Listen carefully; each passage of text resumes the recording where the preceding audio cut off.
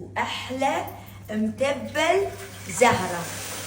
المتبل هذا مو صحي لأنه مقلي، ويصير تسوونه في القلاية أو بالفرن، بس أنا أسويه حسب اللي يحبونه.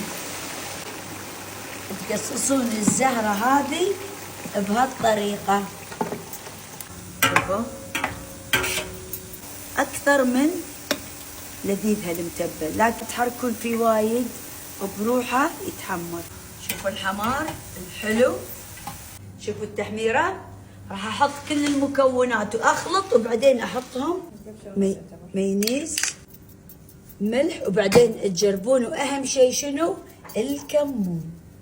وهذا فريش تونا طاحنينه، وروب وهردة، ونخلط. لما تخلطون شوي شوي تخلونهم كذي، شوفوا مفتشين، تفتشش. احلى متبل زهرة وشوية كمون. الشكل النهائي واجمل لقطة، واحلى متبل زهرة، وزينته بالبابريكا والكمون.